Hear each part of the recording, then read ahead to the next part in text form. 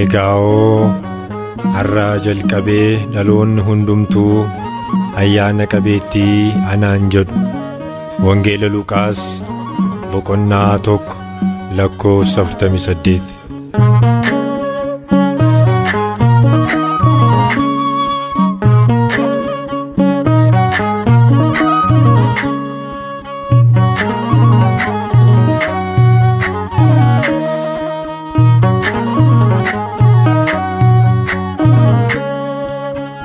Dogongoreen miti Maariyaam jettuunko wallaaleenis miti gifti si faarsuun koo naaf galeera hiikni maqaa keetii taasisi hin ganuu Maariyaam qulqulleetti.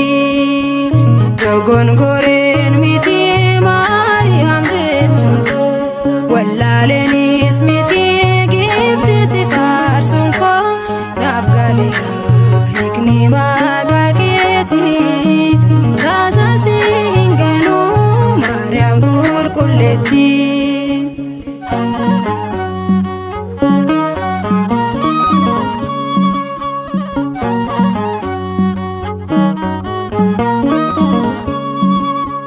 Iyyaaqeemi faannaa irraa dhalattee mana qulqullummaa keessaatti guddatte.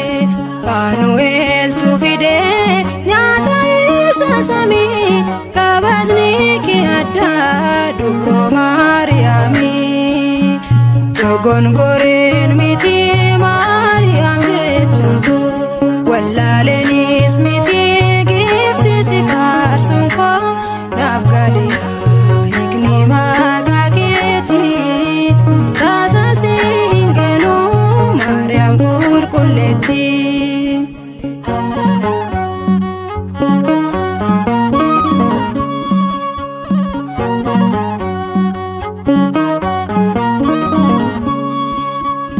Ergamaan Waaqayyoo Gabri'eel ergame fuuldura kees kuufee gammachuun guutame.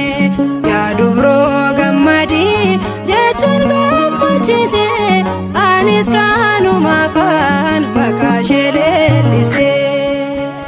Dogongoreen miti Maariyaam jettuunko wallaaleenis miti gifti si faarsuun koo naaf galeera hiikni maqaa keetii taasisi hin ganuu Maariyaam qulqulleetti.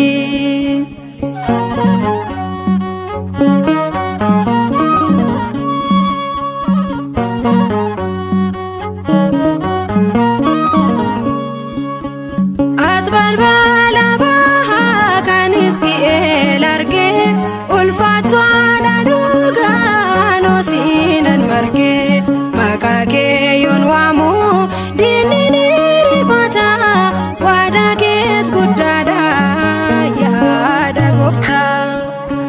Dogongoreen miti Maariyaam jettuunko wallaaleenis miti gifti si faarsuun koo naaf galeera hiikni maqaa keetii taasisi hin ganuu Maariyaam qulqulleetti.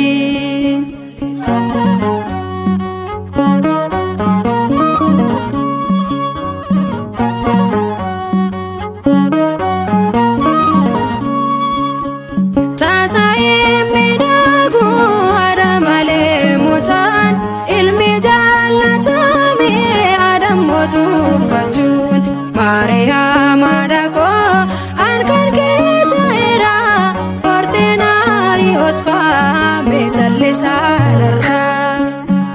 Dogongoreen miti Maariyaam jettuunko wallaaleenis miti gifti si faarsuun koo naaf galeera hiikni maqaa keetii taasisi hin ganuu Maariyaam qulqulleetti.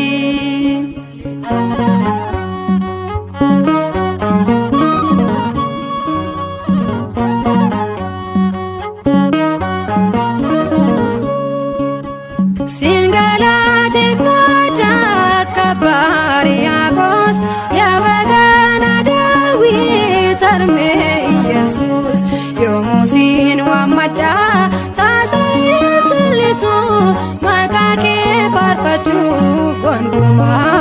arrabsu dogongoren miti Maariyaam jechuun koo wallaaleenis miti gifti si faarsuun koo naaf galeera hiikni maqaa keetii taasisi hin ganuu Maariyaam qulqulleetti dogongoren miti Maariyaam jechuun koo wallaaleenis miti gifti si faarsuun koo naaf galeera